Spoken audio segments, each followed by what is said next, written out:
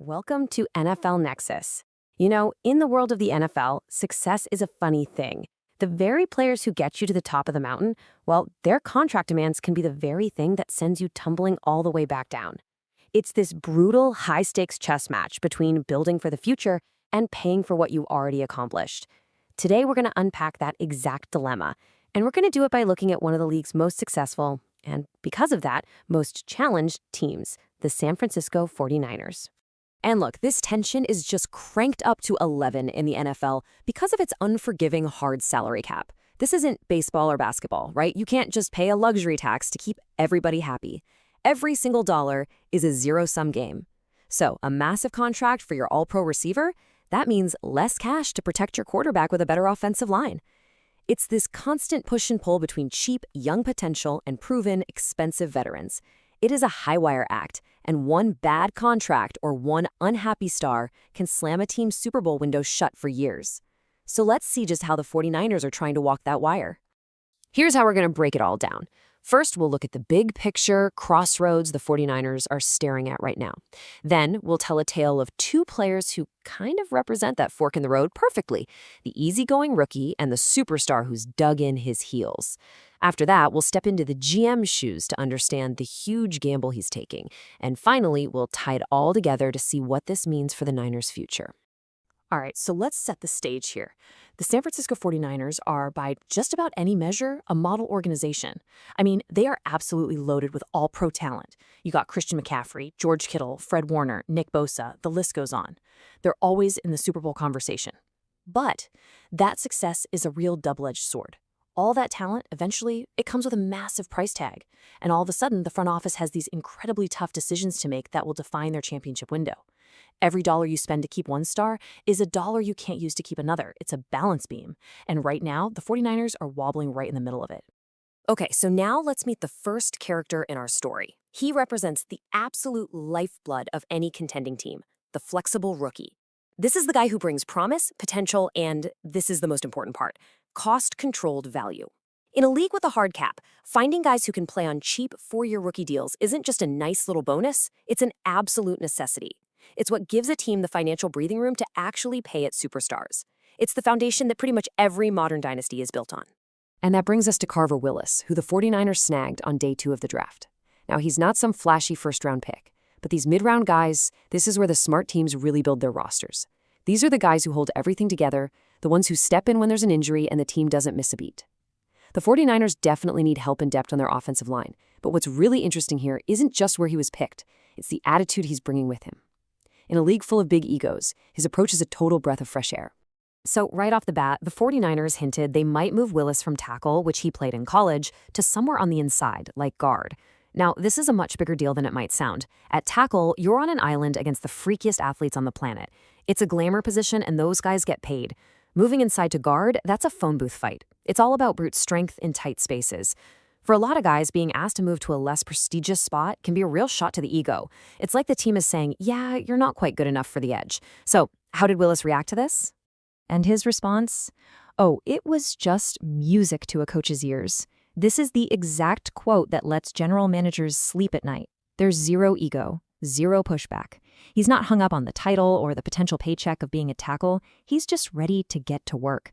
He even brought up Zach Martin of the Cowboys, a future Hall of Famer who made that exact same switch, which just shows you he's done his homework and respects the process. And then he says this, which it seals the deal. Just tell me what to do and I'll go get it done. I mean, that's the key takeaway right there. This isn't just a guy saying the right things to the media. You can tell it's his whole mentality. For a team like the Niners, who are always in win-now mode and constantly plugging little holes, a player like this is pure gold. He's a versatile, cheap, plug-and-play puzzle piece. That kind of flexibility without any of the drama is just invaluable. All right, now let's do a complete 180. We're going to pivot to the total opposite end of the NFL career spectrum. We're going from the rookie who's happy to do whatever it takes to the established all-pro superstar who has totally outplayed his contract, knows his value is sky high, and is ready to go to war to get his money. This is the other, much, much messier side of building a team.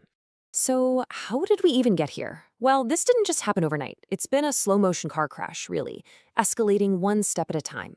It all started with a contract dispute that led to Ayuk sitting out the whole season. Then the 49ers made a serious power move. They voided the guaranteed money in his contract. That is a huge move. It's basically the team taking away the player's financial safety net and signaling, okay, the gloves are off. And that's what's led us to today, a complete and total stalemate. And this right here, this gets to the absolute heart of the conflict. Do you trade him or do you release him? It's a classic standoff.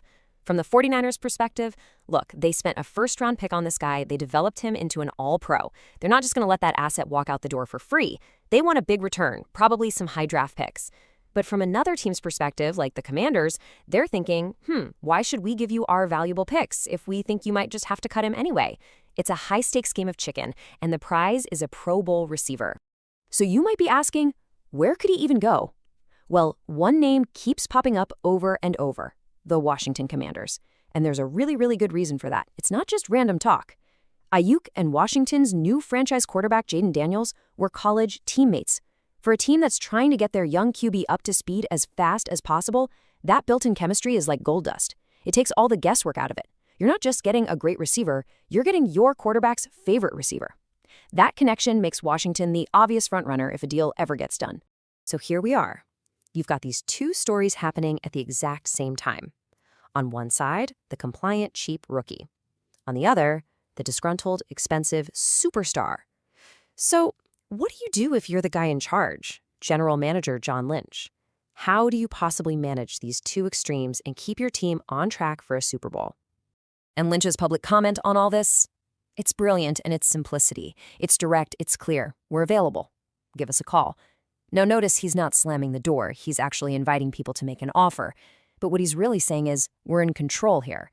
He's telling the whole league and Ayuk's agent that the 49ers will not be pushed around. They have a price, and they're not budging until somebody meets it. It's not just a negotiation tactic. It's a statement about how they run their entire franchise. Okay, look at this. This slide lays it all out, doesn't it? It just perfectly captures the dilemma every GM is facing. On one side, you've got Carver Willis, a rookie, a depth guy, very little leverage, and a team-first attitude. He's all about low cost and high flexibility. On the other side, you've got Brandon Ayuk, an all-pro star player with a ton of leverage, who's in a very public contract battle. He represents high cost and, right now, a big headache. Managing both of these realities at the same time, that's modern NFL team building in a nutshell. So let's zoom out. What's the big picture here? Because these stories about Carver Willis and Brandon Ayuk, they're not separate things. They're two sides of the exact same coin. This isn't a coincidence, folks. This is a strategy. This is the 49ers' clear, deliberate playbook for how they build a championship roster. So here's the philosophy in a nutshell. It's cold, hard business. Step 1. You draft guys like Carver Willis, versatile, team-first players who won't break the bank. Step 2. With your stars like Brandon Ayuk, you draw a line in the sand on value. You just do not overpay based on emotion, and you will never, ever let a valuable player walk away for nothing. They are more than willing to trade a star if the price gets too high. And that creates this cycle. You let an expensive veteran go, you get draft picks back, and you use those picks to find the next Carver Willis to start the whole process over again. And that leaves us with the million-dollar question, right? Is this ruthless, unsentimental approach the secret to building a dynasty that lasts? Or is it a massive risk? I mean, on one hand, you can't argue with the results. This strategy has kept the 49ers in the Super Bowl hunt year after year. But you gotta wonder, at what cost? When you treat players purely like assets, it can really start to chip away at the loyalty and trust inside that locker room. When other players see a guy like Ayuk get treated this way, it sends a pretty clear message. You're replaceable. And that is a dangerous line to walk. But I really want to know what you all think. Are you on board with what John Lynch and the 49ers are doing? Is this super disciplined, value-first approach the right way to run a team? Or are they just playing with fire here by risking a game changer like Brandon Ayuk? Drop down to the comments section and let us know where you stand. Hey, if you got something out of this breakdown and you like digging into the strategy behind the game, it would mean a ton to us if you hit that like button. It really, truly helps us out. And for sure, subscribe to NFL Nexus and hit that little bell so you don't miss the next deep dive we do.